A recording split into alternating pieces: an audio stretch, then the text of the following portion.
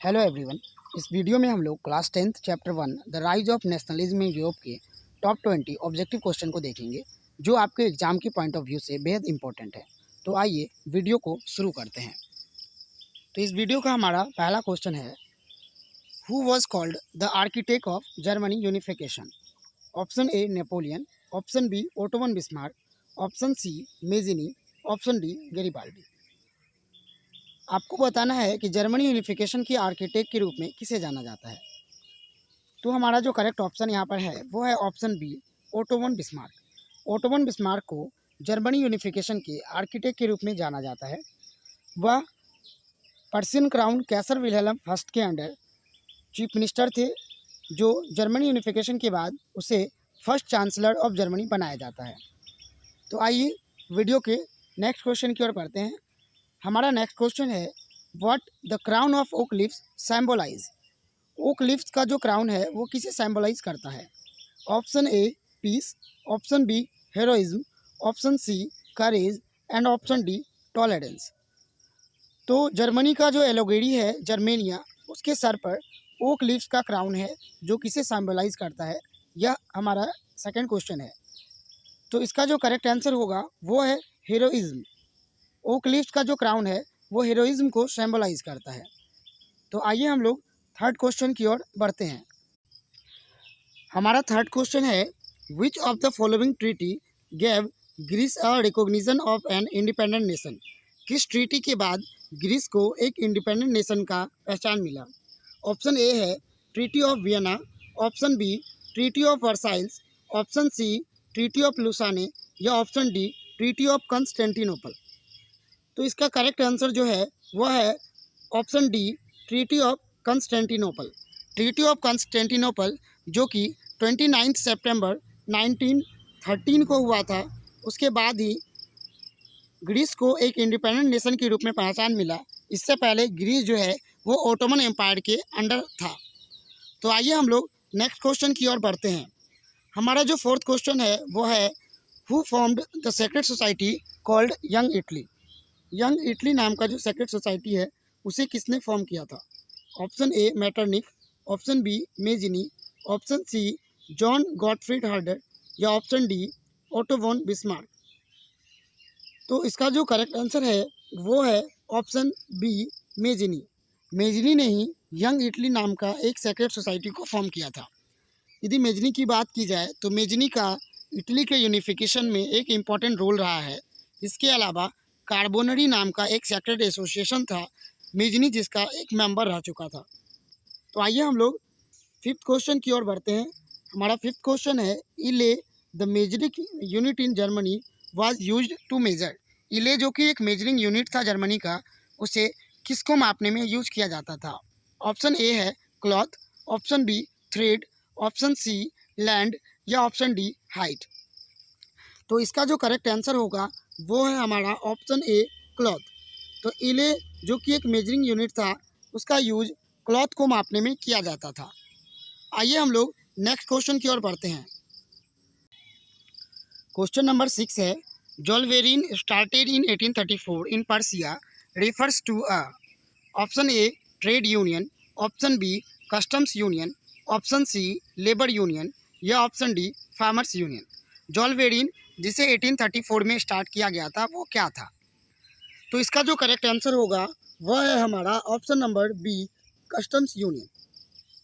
जोल्वेरिन जब 1834 में स्टार्ट किया जाता है तो जर्मनी में टैरिफ बैरियर्स को एबोलिश कर दिया जाता है। और चूँकि पहले जर्मनी में कई करेंसी जो है यूज किया जाता था, लगभग 30 जो है अलग अलग करेंसी वहाँ यूज होता था, जिसको कम करके ओनली 2 कर दिया जाता है। तो अलग अलग करेंसी यूज होने के कारण जर्मनी में ट्रेडिंग जो है एक बड़ा प्रॉब्लम था। ट्रेडर्स को एक सिटी से दूसरे सिटी में जो अपने गुड्स को जो है ट्रेड करने में कई तरीके की डिफ़िकल्टीज आती थी। तो यहाँ उसको जो है यहाँ पे सॉल्व किया जाता है और जर्मनी में जो है करेंसीज को 30 से जो है 2 पर कर दिया जाता है। तो ये एक बहुत बड़ा अचीवमेंट रहा। तो जोल्वेरिन जो है वो 1834 में जो है यहाँ पे आया था, जो एक कस्टम यूनियन था। ये आपको याद रखना है। आगे हम लोग बढ़ते हैं क्वेश्चन नंबर 7 की ओर। तो हमारा क्वेश्चन नंबर 7 है, which of the following groups of powers collectively defeated Napoleon? Option A है England, France, Italy, Russia. Option B England, Austria, Spain, Russia. Option C Austria, Prussia, Russia, Britain, या option D Britain, Prussia, Russia, Italy. तो आपको पता होगा कि Napoleon को battle of Waterloo में हराया गया था, जो कि 1815 में हुआ था। 1815 में बैटल ऑफ वाटरलू में जो है नेपोलियन को डिफीट किया गया था। तो किस जो है पावर के द्वारा इसको डिफीट किया गया था, कलेक्टिव पावर जो है मिलकर इसको डिफीट किया गया था, तो वो पावर आपको बताना है। तो इसका जो करेक्ट आंसर होगा वो है हमारा option number C, Austria, Prussia, Russia और ब्रिटेन। तो ये आपको याद रखना है। इसका एक ट्रिक है PRAB, ये हमको याद रखना है। PRAB मीन्स है P से Persia, R for Russia, A for Austria and B for Britain. तो ये चार जो कंट्री है उसने मिलकर नेपोलियन को डिफीट किया था बैटल ऑफ वाटरलू में, जो कि 1815 में हुआ था। तो इस तरीके से हमारा ऑप्शन सी जो है इस क्वेश्चन का करेक्ट आंसर है। आइए हम लोग आगे नेक्स्ट क्वेश्चन की ओर पढ़ते हैं। हमारा नेक्स्ट क्वेश्चन है, the French revolutionaries declared that the mission and destiny of the French nation was. French revolutionaries ने डिक्लेयर किया था कि फ्रेंच रिवॉल्यूशनरी का जो मिशन है वो क्या है। तो यहाँ आपका ऑप्शन यहाँ दिया गया है। ऑप्शन ए है to conquer the people of Europe, option B है to liberate the people of Europe from despotism, option C to strengthen absolute monarchies in all the countries of Europe, option D to propagate the ideals of liberty, equality and fraternity in every part of the world।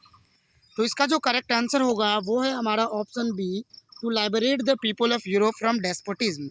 जो French revolutionaries का जो एक mission था, जिसने declare जो mission उसके द्वारा declare किया गया था, वो यह था कि वह यूरोप के लोगों को डेस्पोटिज्म से जो है वो लाइबरेट करना उसका एक मिशन था।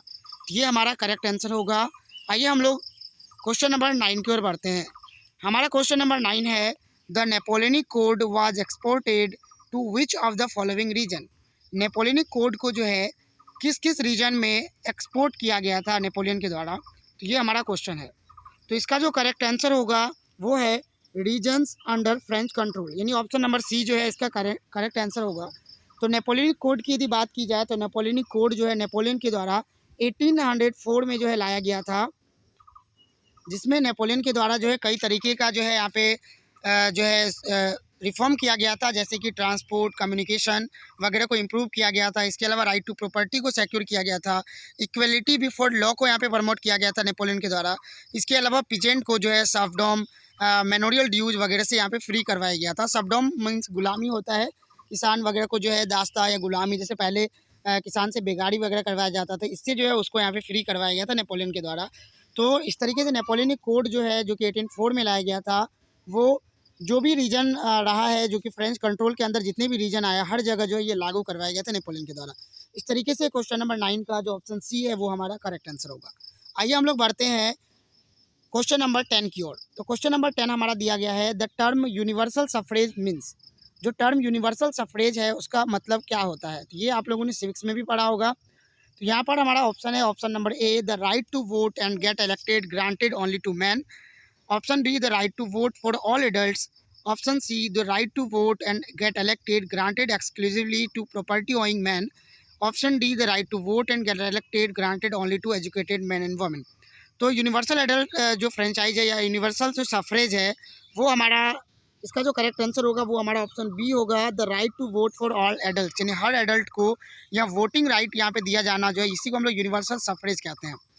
तो आइए हम लोग बढ़ते हैं क्वेश्चन नंबर 11 की ओर।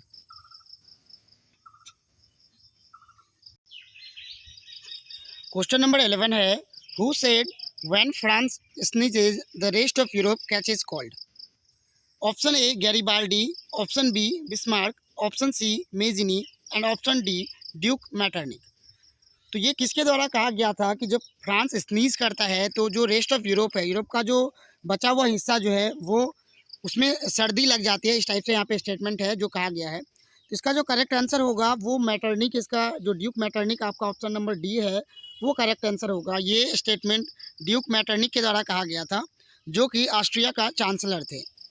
आइए हम लोग बढ़ते हैं क्वेश्चन नंबर 12 की ओर।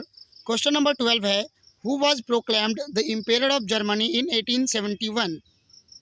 1871 में जर्मनी का जो इम्पेरर है वो किसे प्रोक्लेम किया जाता है। तो क्वेश्चन नंबर 12 का जो हमारा जो ऑप्शन है वो ऑप्शन नंबर ए है, Otto von Bismarck. Option number B, Victor Emmanuel second. Option C, Count Cavour. या option D, Kaiser William first of Prussia. तो इसका जो करेक्ट आंसर होगा वो ऑप्शन नंबर डी ही होगा। कैसर विलियम फर्स्ट ऑफ पर्सिया को ही जो है इम्पेरर ऑफ जर्मनी जो है वो डिक्लेयर किया जाता है इन 1871 में। तो आइए हम लोग बढ़ते हैं क्वेश्चन नंबर 13 की ओर। क्वेश्चन नंबर हमारा 13 है, who was responsible for the unification of Germany. Germany के यूनिफिकेशन के लिए जो है कौन रेस्पॉन्सिबल था। ऑप्शन नंबर ए है Count Cavour. Option number B, Bismarck.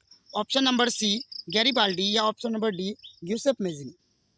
तो इसका जो करेक्ट आंसर होगा वो है हमारा ऑप्शन नंबर बी, बिस्मार्क। तो बिस्मार्क जो है वो जर्मनी के यूनिफिकेशन के लिए जो है रेस्पॉन्सिबल रहे हैं। तो आइए हम लोग बढ़ते हैं नेक्स्ट क्वेश्चन, क्वेश्चन नंबर 14 की ओर। तो हमारा क्वेश्चन नंबर 14 है, a large part of Balkan region was under the control of.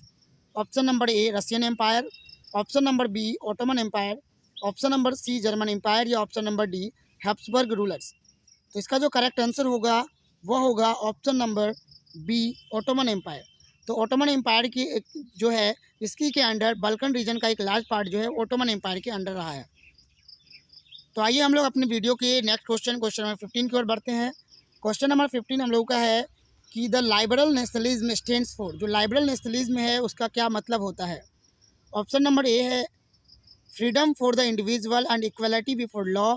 या option number B, preservation of autocracy and clerical privileges. Option number C, freedom for only male members of society and equality before law. या option D, freedom only for senior citizen. तो इसका जो correct answer होगा वो होगा option number A, freedom for the individual and equality before law. तो आइए हम लोग बढ़ते हैं क्वेश्चन नंबर 16 की ओर। तो हमारा क्वेश्चन नंबर 16 है, which of the following countries did not attend the Congress of Vienna. तो कांग्रेस ऑफ वियना जो है किसके द्वारा अटेंड नहीं किया गया था। तो कांग्रेस ऑफ वियना मेनली था क्या, इसको हम आपको बता देते हैं। बैटल ऑफ वाटरलू में जब नेपोलियन को डिफीट कर दिया जाता है तो नेपोलियन का जो टेरिटोरीज था उसको किस तरीके से आगे उस पर रूल किया जाएगा, इस चीज़ के लिए जो है एक मीटिंग किया जाता है। एक कांग्रेस जो है उसी को हम लोग कांग्रेस ऑफ वियना कहते हैं। तो हम लोग को पता है कि नेपोलियन को जो डिफीट किया जाता है वो 4 कंट्री, जिसको हम लोग PRAB से हम लोग याद किए हैं, पर्सिया, रसिया, ऑस्ट्रिया और ब्रिटेन के द्वारा जो है यहाँ पर नेपोलियन को डिफीट किया जाता है। तो ये जो 4 कंट्री है वो कांग्रेस ऑफ वियना को अटेंड करता है। तो इस तरीके से आप देख सकते हैं कि हमारा ऑप्शन नंबर डी जो है यानी स्विट्ज़रलैंड जो है वो इसका आंसर नहीं होगा, यानी कि स्विट्ज़रलैंड जो है वो कांग्रेस ऑफ वियना को अटेंड नहीं करता है। तो ऑप्शन डी हमारा करेक्ट आंसर है। आइए हम लोग बढ़ते हैं क्वेश्चन नंबर 17 की ओर। हमारा क्वेश्चन नंबर 17 है, which of the following countries is considered as the cradle of European civilisation. किस कंट्री को यूरोपियन सिविलाइजेशन का क्रेडल कहा जाता है। ऑप्शन नंबर ए है England. Option number B, France. Option number C, Greece. या option number D, Russia. तो इसका जो करेक्ट आंसर होगा वो है हमारा option number C, Greece. Greece को यूरोपियन सिविलाइजेशन का क्रेडल कहा जाता है। इसका जो मेन रीज़न यह है कि ग्रीस में कल्चरल डाइवर्सिटी देखने को मिलता है। एक्चुअली में ग्रीस एक ऐसा कंट्री है जहाँ का जो लैंडफॉर्म है वो माउंटेनस लैंडफॉर्म है, जो जिसके कारण से फार्मिंग जो है यहाँ पे ज़्यादा नहीं हो पाता है, जिसके कारण से यहाँ के लोग जो है अपने लाइवलीहुड के लिए अलग अलग जगहों पर गए और वहाँ का जो कल्चर है, संस्कृति को उन लोगों ने सीखा, समझा और आकर फिर ये लोग ग्रीस में आकर बसे, जिससे यहाँ पर कल्चरल डाइवर्सिटी देखने को मिलता है। और यही कारण है कि यूरोपियन सिविलाइजेशन का क्रेडल कहा जाता है ग्रीस को। तो आइए हम लोग क्वेश्चन नंबर 18 की ओर बढ़ते हैं। हमारा क्वेश्चन नंबर 18 है, romanticism refers to option number A, cultural movement. Option number B, religious movement. Option number C, political movement. या option number D, literary movement. इसका जो करेक्ट आंसर होगा वह है हमारा option number A, cultural movement. आइए हम लोग नेक्स्ट क्वेश्चन, क्वेश्चन नंबर 19 की ओर बढ़ते हैं। हमारा क्वेश्चन नंबर 19 है, by which of the following treaties was the United Kingdom of Great Britain formed. United Kingdom of Great Britain जो है वो किस ट्रीटीज से जो है वो फॉर्म हुआ है। ऑप्शन नंबर ए है treaty of Versailles. Option number B, act of union. Option number C, treaty of Paris. या option number D, treaty of Vienna. इसका जो करेक्ट आंसर होगा वह है हमारा option number B, act of union, जिससे हमारा ग्रेट ब्रिटेन जो है वो फॉर्म हुआ है। तो हमारे वीडियो का नेक्स्ट और लास्ट क्वेश्चन है, what do the saints angels and Christ symbolise in the utopian vision. Utopian vision में जो सेंट्स, एंजल्स और क्रिस्ट है वो किस चीज़ को सिंबलाइज करते हैं? तो हमारा ऑप्शन नंबर ए है equality among people, option number B fraternity among nations, option number C freedom of nations, या option number D resentment against nation. इसका जो करेक्ट आंसर होगा वह है हमारा option number B fraternity among nations. तो इस तरीके से हमारा वीडियो जो है यहाँ पे खत्म होता। आई होप कि ये वीडियो आपको पसंद आया होगा। यदि आपको वीडियो पसंद आया तो आप हमारे वीडियो को लाइक करें और अपने दोस्तों के साथ भी शेयर करें। और इसी तरीके के और वीडियो को देखने के लिए आप हमारे चैनल को सब्सक्राइब करें और बेल आइकन को दबा लें, ताकि नेक्स्ट वीडियो अपलोड होते ही आपको इसकी नोटिफिकेशन मिल पाए। और यदि आपका कोई फीडबैक है तो आप हमें कमेंट करके ज़रूर बताएं। थैंक्स।